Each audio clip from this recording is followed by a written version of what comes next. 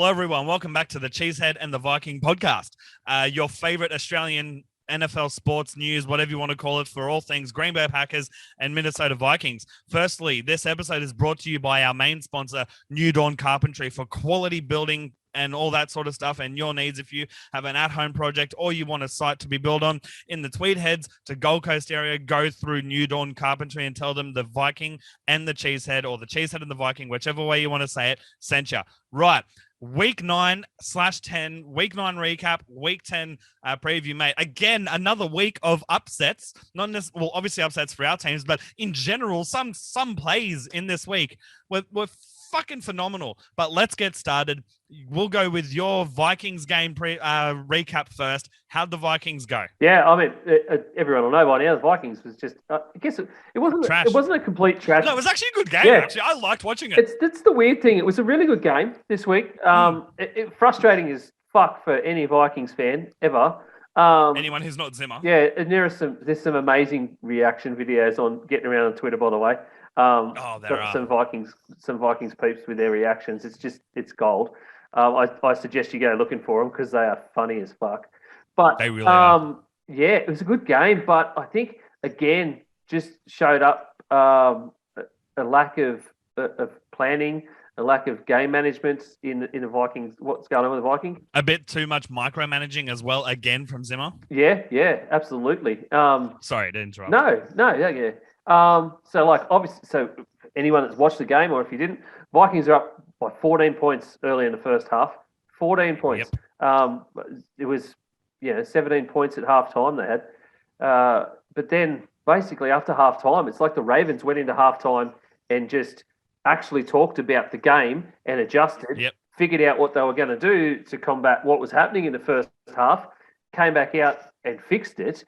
And all of a sudden the second half was basically just poor defensive calls from Zimmer, all his play calling, multiple 3 and outs early in the half, and it just let the Ravens back in.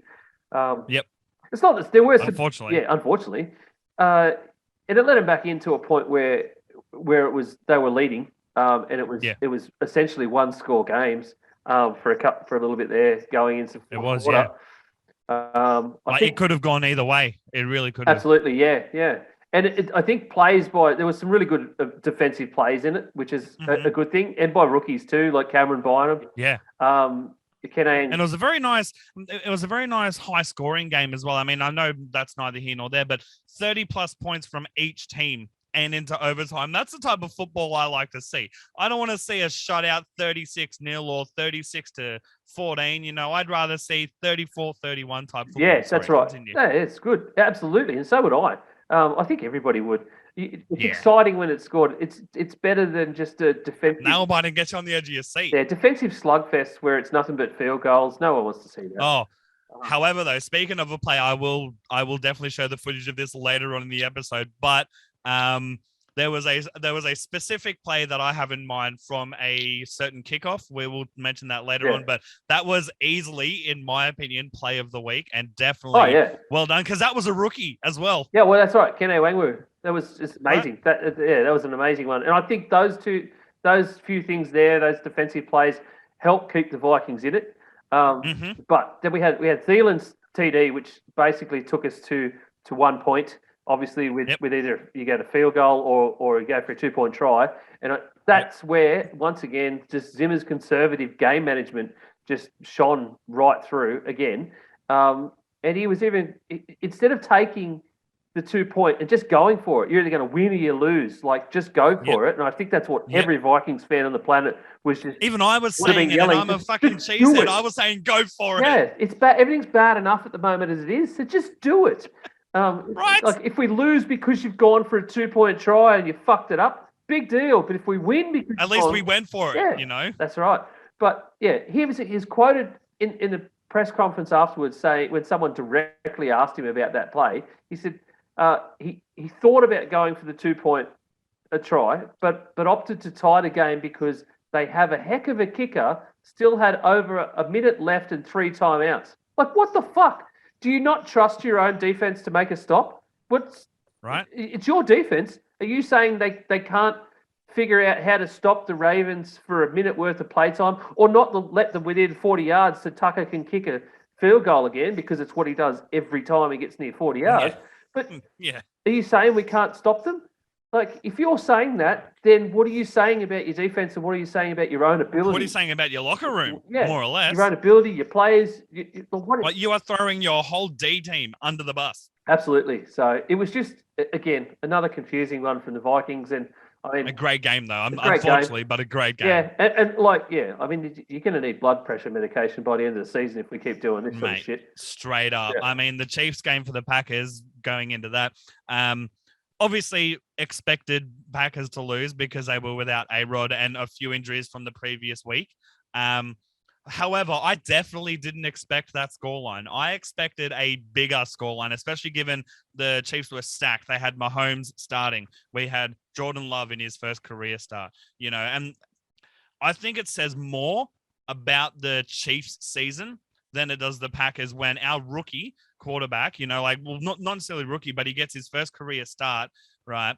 And they shut us out for 3 quarters. We literally scoreless for 3 quarters, and they still can only manage a touchdown and 2 field goals. Yep. And we also managed to convert a touchdown. Like, what does that say about the Chiefs compared to us? 237 total yards from the Chiefs in that game. Yeah. Mahomes himself has scored more than 237 yards in the first half of a game. What? Yeah. 237 for the whole team. So honestly, our defense is on. Yeah. Is on at the moment. The Packers defense is honestly, I can't fault it, especially they really carried that game for us. Absolutely. They really did. Because even though we were shut out for 3 quarters, we shut them out more or less for 2 quarters. Yeah. Because we only left them to field goals. And everyone in the last couple of days has basically been getting on Jordan Love's case and during the game as well. But you've got to give the guy a break. I mean, he's been there for a season and a bit as just redshirting essentially. So he hasn't really had any NFL starts. I think he did well. Unlike the rest think he did well. I do too. Unlike the rest of the rookies from last year or even this year, he hasn't had game time like the rest of them. No, he hasn't. So this is his first real hit out, essentially. Like, he's had a few snaps here and there through last season, but this has been... But he's not had a full game where he can try and control it, and I think he did well. Granted, we were shut out for 3 quarters, but he finally managed to get that sweet spot and get a passing field goal. That's right. A passing touchdown. Yeah. I think the way he performed in this game, though, is more indicative and more of an indictment on what Matt LaFleur and the Packers have been doing with him over the last season.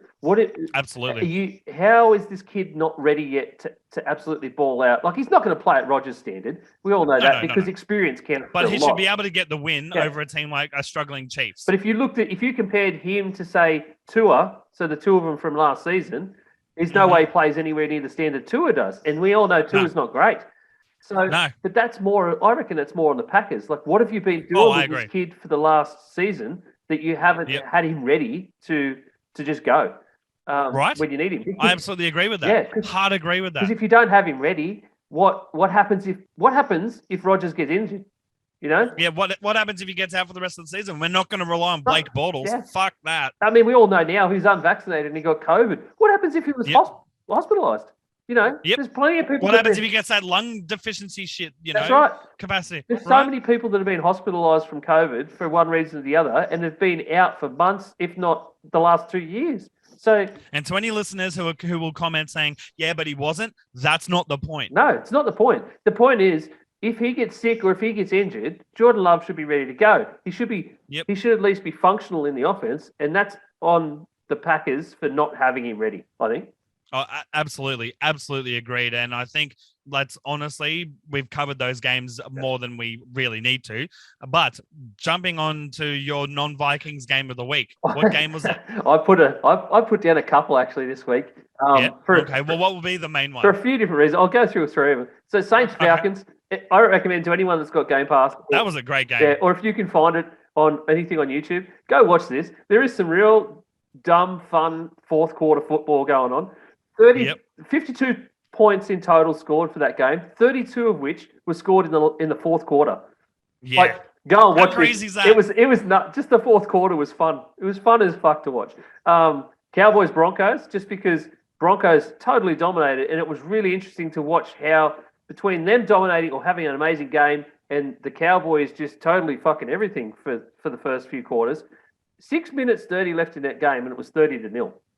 It's interesting. It's really interesting to watch that. But my main one, Cowboys were shut out, absolutely, more or less. My main one, I think the big highlight for the week was Rams Titans. What a game! Yeah, it was just what a game. The total and utter domination from the Titans over the Rams. I think that goes to prove that bloody Cup is not the greatest fucking receiver. Oh, come on, he is. He definitely is. The dude's got over 1,000. He is. I'm just shit stirring. He's got 1,000 yards receiving and 10 touchdowns already in 10 games. It's nuts. And I'm just shit stirring all around. If he was a quarterback with nuts numbers like that, he'd be MVP candidate. But true. He'll probably get Offensive Player of the Year, which means he'll be second in the MVP standings anyway. But, But I think everyone knew that the Rams have been just defensive powerhouse already this season, and to have the Titans come in and totally dominate from the get-go, it showed what they are. The Titans have beaten some big teams already. They're showing that they're a threat. Yep. So absolutely, it's going to be real interesting. 100%. What about you? My picks. I hate to say it because obviously featuring your Vikings, it was just a great game. It had everything. Everyone needs to take notes.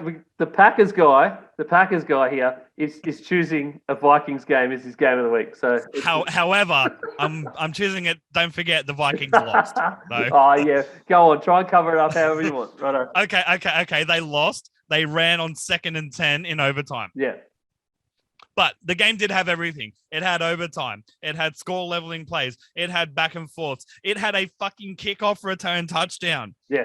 I've not seen that in ages. That's actually, I think that from memory, that was the first one for the Vikings 2016, I think. Yeah. It's fucking rare as hen's teeth to see that sort of thing happen. So, that's the sort of stuff you do in Madden, not in real life. It was great to see. And my other game was, like you, the Rams and Titans game. Yeah. It was just phenomenal how well the Titans were oiled as a machine against more or less unstoppable Rams. Now, let's go into our plays of the week. Mine is, of course, I'll go through mine because I just mentioned it. I don't know how to say his name. How do I say it? Kene Nwangwu.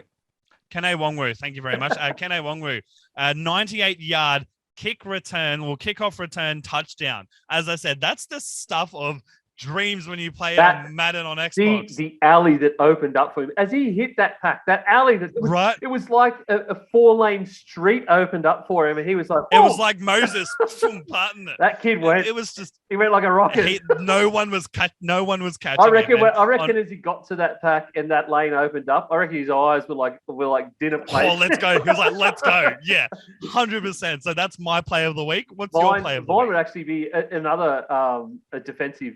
TD essentially. Denzel Ward, his 100-yard pick six against the Bengals. And again, same thing. He hit that and he was down the sideline. Those Bengals players, none of them were near him. They couldn't get anywhere near him at that point. I mean, by the 50, he was like celebrating, fingers in the air. So. Honestly, wouldn't you though? Because straight up, no one's getting it. It was good. It was good. Oh, I will put those plays in the the replays of them right here for anyone to watch them who hasn't had a chance to watch it. Yep. Now, new Dawn Carpentry MVPs of the week. Mine goes without saying is Kene Nwangwu. Well done. You don't win anything, mate. It's just we are sponsored by New Dawn Carpentry, pardon me, and their segment is the MVP of the week. And this week, I have picked Kene Nwangwu for that amazing, pardon me, kick return touchdown. Yeah, absolutely. And who's yours? Mine would be Colt McCoy, actually. Okay. Yeah, he did an amazing game for Colt McCoy straight out of the gate. So it was a good game. I think most of the NFL didn't think they'd get to see Colt McCoy play again, but nearly 300 yards. So I think it was really good. That was fun watching him be at a good level. So. Oh, it really was. And now let's go to our Week 10 preview. And starting with that is the casualty ward for both the Packers and the Vikings. You want to go with yours first, your casualty ward, because it's smaller than mine. It's more or less non-existent. I mean, it is, but it isn't. But I mean, Aaron Rodgers comes back. Bakhtiari gets activated. Whether he'll play or not, I'm not sure, but he's been at least activated. Yeah, they're not sure about him yet by the looks of the injury report. Absolutely. Seahawks are starting to get a bit of form back. So, I mean, it's not really as informed as I'd like to be because I've just been so busy this week. However, though, with Rodgers back, obviously, of course, if he clears the protocols, I think we should get the job done. Yep. By about 2 converted touchdowns. Sure. As in scoreline. I would think so. I think so. I mean, let me just say, if we don't, I'm worried for our season from that yeah, point I think you have to show up against the Seahawks. I think it's going to be Mm-hmm. interesting to see how they come out and about, and how they handle Packers. And I think you're right. If Rodgers is back, which is an if, although they're saying that most likely they're saying if he passes the test even on Saturday, he's going to play Sunday even without any training. So Yeah. I think they're just which they're I mean, on an saying he's MVP started, should be that's able what's to gonna happen. do that. So yeah. Yeah, absolutely. What an interesting question that I sort of saw during the week. Yes. What are your realistic expectations for the Packers season? Well, my realistic, not being, cheesehead goggles, bias goggles, they're removed. Yep. Mine would be realistic. I see us winning the NFC North Yep, sure. division. At least winning the division. I think you may have already clinched it, to be honest. Honestly, it wouldn't surprise me. But honestly, I see us winning that, and I see us falling short at the conference playoff. The conference playoff? That's like last year. I'd see us making it that far, and unfortunately not going any further. Yeah. Okay, fair enough. I can't say who will play in the NFC conference playoff, but I just don't think we've got that. Our defense is on. Our offense is on when we've got Rodgers. But if Rodgers takes one more week off, that's going to, as in for whatever reason, say test positive or, a niggle in his shoulder or something, we are fucked. I think, I think conference playoff game is a pretty reasonable expectation actually for the Packers. Yeah. But I think you're going to come up against either, and I would say either Bucks again, Bucks or Cardinals. And I think Cardinals, yeah. I actually think more Cardinals, but although either is a real danger. So yes, 100%. Yeah. However, we do have that edge over the Cardinals already, so that may be. Sometimes it's a mental game, and the mental edge takes over more so. It just depends if the Cardinals come out fully healthy in a game like that. I think there's no. I don't think especially in the playoffs, we're fucked. Yeah, 100%. 100%. Now the Vikings casualty ward. First of all, 29. Whole fucking COVID team. tests. Whole team. Let's just say the whole team. No, look, there's 29 players have had to go for COVID tests due to 5 players last week being put on the COVID reserve list or the COVID list, a couple on the reserve list. And that was all due to, it's been reported Dakota Dozier was actually hospitalized with a pretty bad lung condition. Not wish that on anyone. Yeah. So, I think they said it's pneumonia and COVID. So they've had to send 29 players and staff for COVID tests yesterday. Ooh. So I think we're all still waiting on to see what comes out of that. Well, I don't mean to be rude, and I don't mean to put the mockers on the Vikings as a cheesehead, but it's more 29 players, including staff. I'm sorry, but the law of probability suggests that at least one or two is going to be minimum. At least one or two are going to test positive. I hope I'm wrong, and I hope for the Vikings' sake, I'm wrong. I think the only way that won't happen will be if the players that were around him were already the guys that got put on COVID reserve list last week or the COVID list last week. Yes. So I think that's the only way that some of that 29 won't. I would have to think there would at least be a couple of staff, but it's been already pretty well publicised that there's quite a few of the Vikings players that are unvaccinated anyway. So there's going to be a good likelihood. And speaking of publicised, before we get into your prediction for this week coming up, Dalvin Cook, I want to throw our support behind. Because we're not going to go into details about anything because we're only as informed as everyone else online. So I'm not going to even mention what's going on. So if anyone wants to find out, you can just simply Google what's going on with Dalvin Cook. I want to let him know and everyone know, even he probably won't even see this, but we are supporting you 100%. And if you or anyone you know is going through something similar or has been through something similar, please do not hesitate to contact proper people and or authorities to try and help those people stay safe. Now, sorry, I had to do that. Absolutely. Continue. I think it's an important part of this week, actually, for coming up, because Cook is obviously an important part of the offense. So he is. It's going to be Vikings. I mean, they're taking on the Chargers this week, who were a bit more renewed after last week. Really kicked it into gear against the Eagles. Herbert got 356 yards and 2 TDs last week in a 27-24 win. So I think they really kicked themselves back in the gear. Mhm. The Vikings have had some pretty good numbers against the pass, but Yep. Keenan Allen and Herbert really sort of linked up a lot last week. They So did. were They a big did. threat. Like they were on song. Yeah, big time. It was literally mind readers. Yeah, that's right. So it's going to be a big task for Viking secondary to stop him, I think. And part of that, which is part of the problem, is we've got players like Bashard Breeland, Cameron Dantzler, are both on the injured list at the moment. So that's going to be it's going to be hard when you're going to go up against for that. But I would expect that some of the rookies are probably going to have to really step up. Is it back at US Bank Stadium or is it not at home? I think I can't actually remember, to be honest. I don't mean to be rude. I just thought I'd ask. No, it's not in my brain. Because if it's at home, I could imagine the Vikings. Honestly, realistically, I could see the Vikings pumping up and somehow getting the win.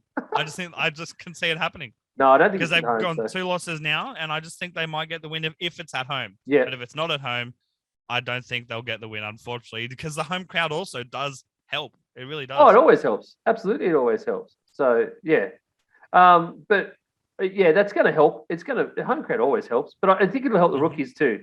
So yes, one place I think it'll really the game will be played out more is probably going to be on the ground more than anything, which is why the Cook drama and scenario is going to feature heavily. It's going to be pivotal for sure. Yeah, absolutely, because both teams, both the Vikings and the Chargers, that's been their major weakness is on the ground.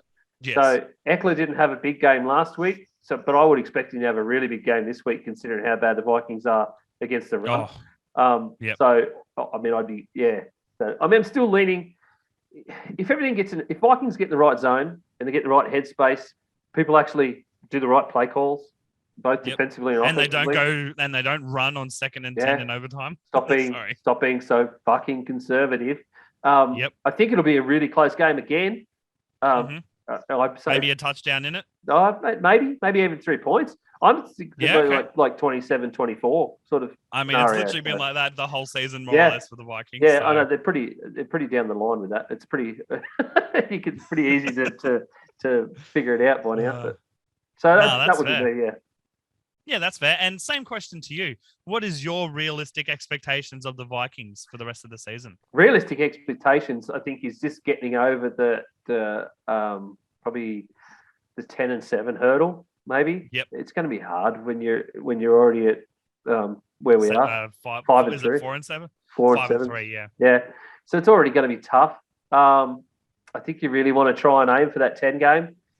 Yeah. It really depends on what happens. I mean, the entirety of the Vikings. It's so unpredictable at the moment. Like with the Vikings in particular, especially with this 29 players COVID testing. Like that's so unprecedented. So. I don't as a non-Vikings fan looking in, I don't even know where I could predict them to finish up. That's right. And I think with a lot of our guys on a lot of our starters on injury lists at the moment, it gets real problematic. We've also got some of our depth players, our backups are also on the injury list. So that's where a bit of the problem is going to come in. I would say 10-7 is probably the thing we should be aiming at. We should be aiming at a bit more at a positive season at least, but we should also be aiming at moving on next season and really. What would you do if all 29 test positive? I don't. I think the NFL will probably take over if all 29 players on the Vikings test positive. To be honest, I don't think they'll become the Steagles. Yeah, I don't know. They'll do something. I know that they said this season there wouldn't be any more rescheduling games for COVID games. But I think you'd have to. I think there'd be an exception because you've got your entire play group. Or would they have an extra bye week instead and get the automatic? Not sure. So we'd have to wait to find out. But I suspect can you imagine? I mean, I know they won't, but can you imagine if all 29 plus the staff positive?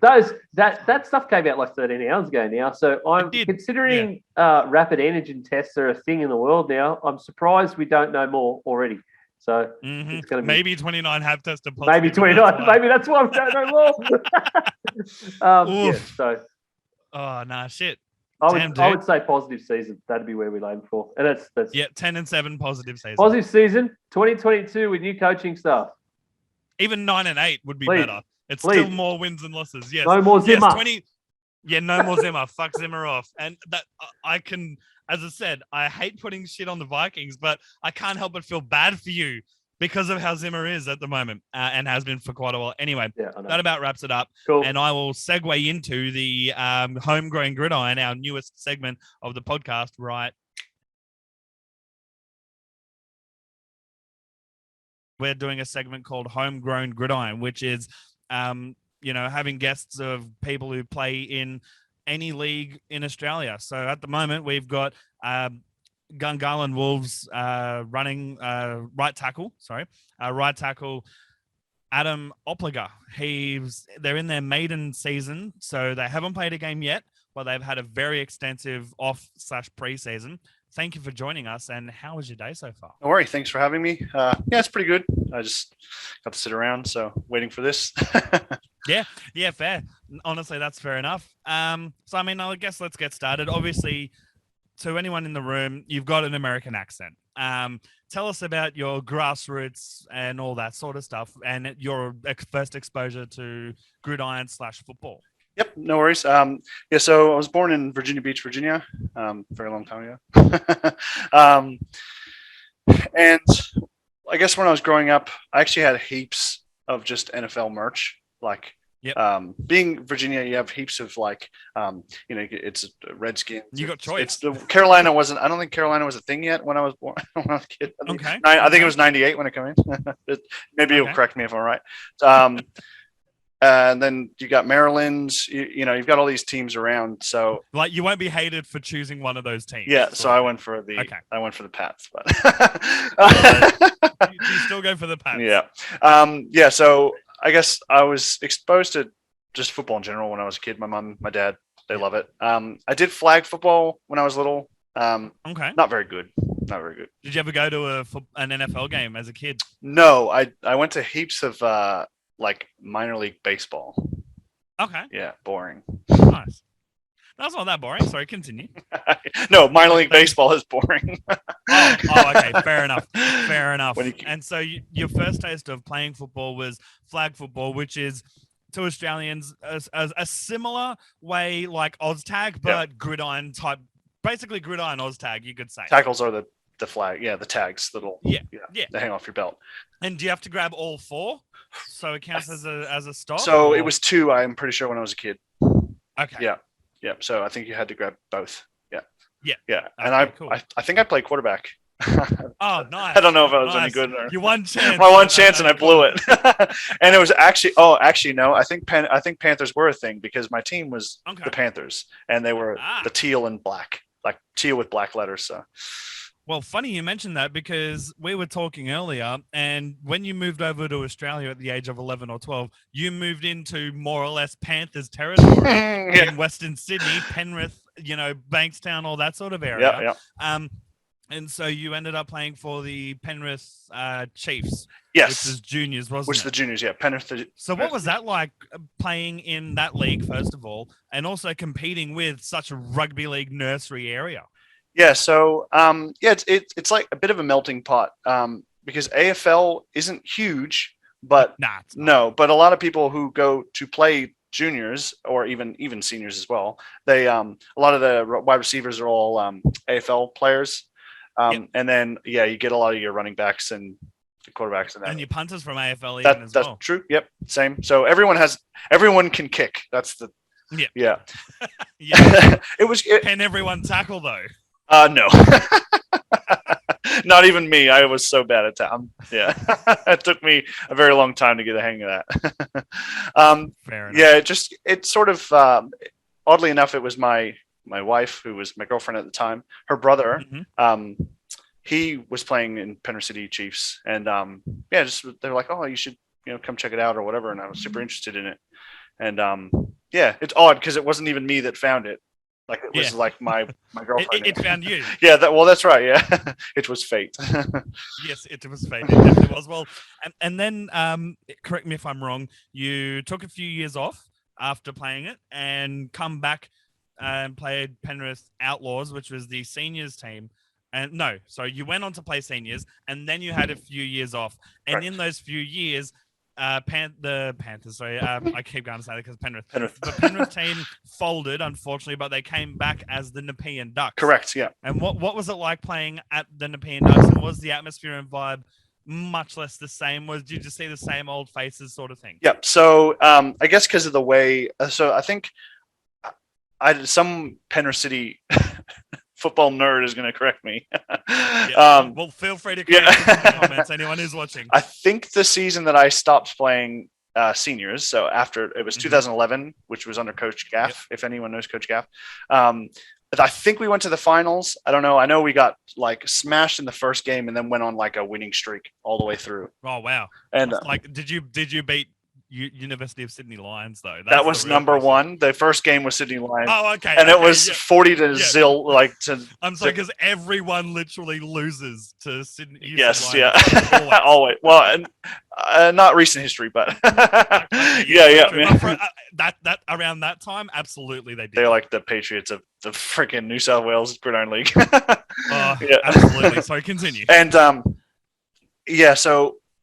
And then after that, I think it went on maybe a couple years or a year or two after that. And then, there was troubles within the club. And then, so it never really like disbanded and everyone went their separate ways. And some people did anyway, like to UTS and stuff like that. Like, well, to be able to keep playing. Yeah. Correct. Yeah. But once it come back, it was just like, let's get the band back together. Let's all go back. Yeah. Let's all go back. So all the faces that I remember when I was like just a skinny defensive back, I come back. Bit more. What position did you play when you got back? I played tight end when I come back. Okay. I can't catch very well. I can catch in training, and then when it comes, but not on field application. No, I do have a picture of me catching a ball up here. So it exists. It exists. That's like being a soccer goalie and getting. So it exists. I have proof. Good stuff. But it was the blocking that really, I guess it was a bit of foresight or foreshadowing into what I was eventually going to play. It definitely helped me sort of get comfortable. Like I knew the scheme already. I already knew that I'm going to be blocking, or hey man, I'm leaving you, or whatever, like to go do a route or whatever. So I already had that connection with the right tackle because I played tight end usually on the right. Absolutely. No, that's awesome. And then obviously you let it go after a few years because you got some very bad injuries. What injuries did you sustain? So I had throughout I looked it up. It was the 2017 season. Throughout that whole season, I just had like really bad shoulder, And yet you said, sorry to interrupt real quick. It was the best season of your life so far. That was the one where, like I said just before we started, that if no injuries, I was going to go on and try and go for the for the New South Wales Wolfpack. The Wolfpack, yeah. And maybe the Outback team, maybe. Maybe. Maybe. Dream. Would you represent Australia or not? No, I would. Yeah, definitely would. Yeah. Okay. Yeah. Okay, fair. So continue. So you had the shoulder stuff. Yeah. The injuries. What others did you have? So it was tendonitis and bursitis. I only got one scanned, but each game it was like, this game's the left one, and then the next game was the right one, and it just back and forth. Yeah. So both had it. Both had it. And then last game of the season against UTS, good big rivalry for us because a lot of the boys that are friends with Nepean Ducks and ex-players still play on the UTS, so it's a big it's like friends fighting friends, and it was good. Absolutely, it's fun. It's fun, and but you want to smash your mates and you want to win. That's right. And because I used to train at End Zone Performance Training, plug to Stuart Etzel's gym. Mega plug. Yep. We'll put the links in if anyone's interested in that. Absolutely. So a lot of the gridiron, like UTS and Ducks boys, train at that gym because it's Stuart's gym. It's conditioning for gridiron. Correct. Yeah. And so I, if you know Achilles. Yep, on UTS. So we would train and we were like, hey man, that game's coming up. Yeah, and he plays D end on my side. Okay. Oh, okay. It was it was great. And I only had a few plays, and then I dislocated my knee. Ooh, so it went from him or not? No, actually no. It was okay, I know the exact play, the exact minute. No, it was an inside left, and we beat the defensive tackles, and they crashed the line, and then the guy fell on my leg. Oh, okay. Because I was like, my leg was like, like that. And then, the knee went out and then back in instantly like that. You went one way, the knee went the other. Yeah, it was like, basically. boop, boop. Yeah. Yeah. Ugh. Ow. Yeah. And that basically ended whatever gridiron career you had at the time. At the time, yeah. That's time. And now we're getting to it. You moved down to Gungahlin / that area in Canberra, the ACT, the glorious Capital Bowl area, where there is the Centurions, the Gladiators, and now the Gungahlin Wolves. There have been many other teams throughout the time. Queanbeyan had 2 teams at one point. So let's try and get this, competition back up to where it was. Definitely would love those guys back. The first start is with this Gungahlin Wolves team expanding from 2 to 3 teams. First of all, how did you hear about Gungahlin Wolves, and when did you decide, fuck yeah, I'm going to give it a go? Yeah, so I think as soon as I kind of landed in Canberra in 2018, I sort of was like, "Ooh, maybe I'll play some football eventually." I know there's teams down here because when I played with Penrith in that seniors year, we come down and played the Firebirds for like a scrimmage match. So I knew they had football down here anyway. So you were like just trying to find the team. Yeah, I was just like, oh, maybe I'll hit him up. I'm not ready, my knee, and I'm just whatever. My shoulders are bung. Yeah, and then I think because on their website or on ACT Gridiron's Facebook or something, you can link to all the different teams, and there was one that was the Gungahlin Wildcats, and like I'm not gonna lie, Gungahlin Wolves has a better ring. It does. We kept the W thing too. That was pretty cool. Yeah, which is good. Yeah.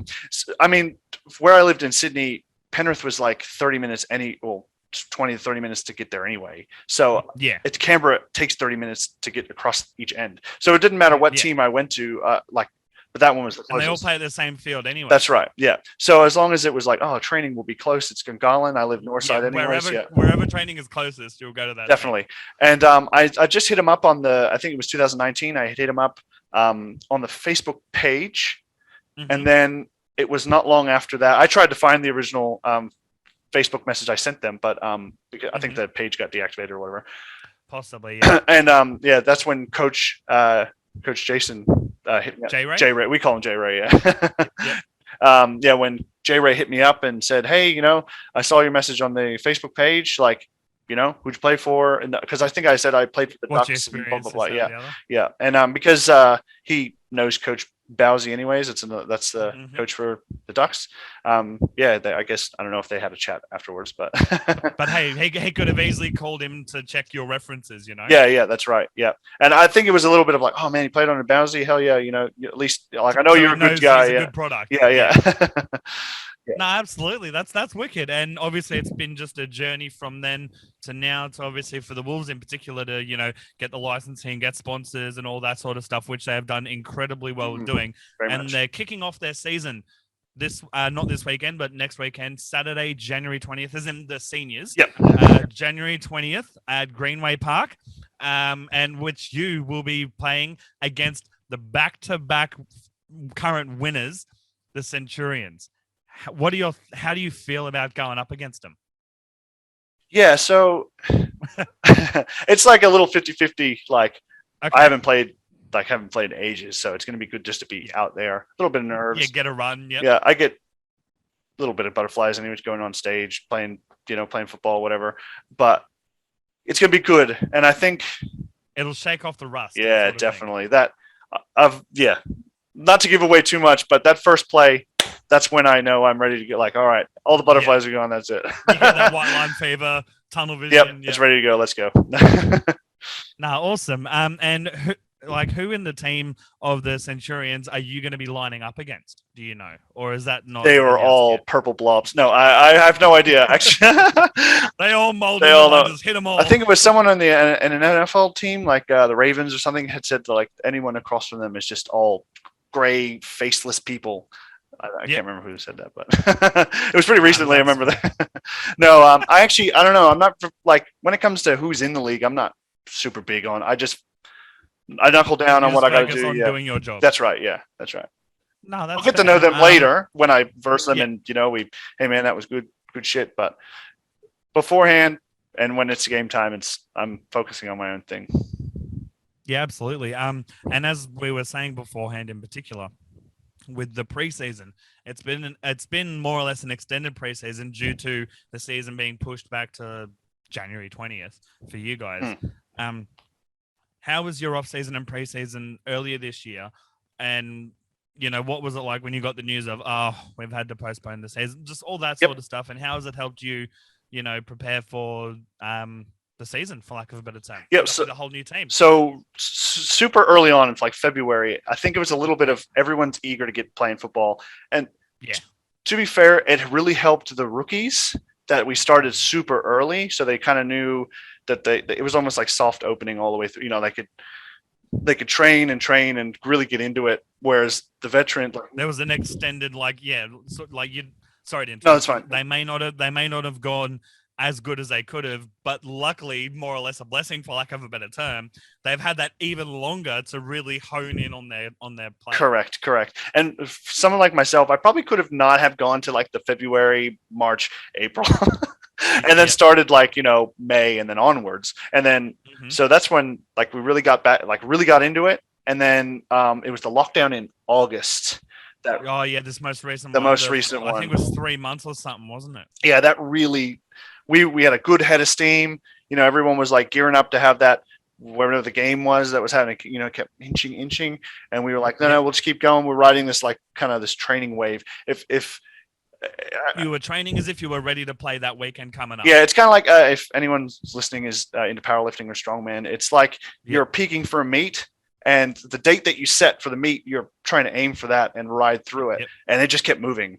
So we kind of had to and then once that lockdown, it killed a little momentum, but so myself and a few other guys are the leadership team for the Wolves, which was started super. Are you the offensive part of the leadership team, or is it just a whole? It's like a team, like a conglomerate of people that are part of the leadership team, and it's mostly veterans of the game because we don't have veterans of the team yet. So it's veterans of the game, and we sort of took it upon ourselves to make sure that everyone in this lockdown is doing something, whether it's going outside and running, picking up. The gyms were closed, so it's picking up rocks, lifting it. I don't know, anything. Doing what you could. Yeah, that's right. Throwing a ball. I also do long snaps, so I was long snapping in the backyard. Doing any football related stuff you can during the lockdown. Try and keep the fitness sort of wave we had. And it did help. It helped heaps, because if we just went cold turkey, it would have that would have been super detrimental. Absolutely. You can't not keep up the pace or try to do as much as you could, absolutely. And so going into the game on the 20th coming up, so next weekend, are you keen and confident and ready for that game? Oh, hell yeah. I think I speak for everyone when we are ready to play some football. We are ready to bring it back. That's awesome, man. I got one last question / topic before we dip you out of here. And that is, obviously the Wolves have been a team for the last few years, but they've really only, it's their maiden season, for lack of a better term, this year.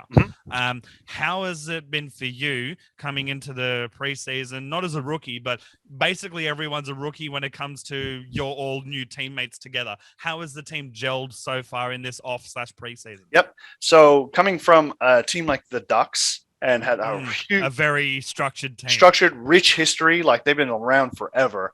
Yeah. Coming into this team, it feels like literally I've just joined a team like the Ducks, but we've just started this year. Everyone, everyone on the team is it's like we've known each other forever. We've got each other's backs. We know what we're doing. We hold each other accountable. All that kind of stuff. You could say it's water off some. We're not lone wolves. We're a wolf pack. Oh, that's I'll leave. I love it. Yeah. No, I love it. So that about wraps up our time with Adam Oppliger. Thank you very much for joining us, and we will definitely get you on again. Hopefully, maybe the week after the first game, so we can get you back on to talk about how that first game was. Yeah, I'd love to come back. Thanks for having me.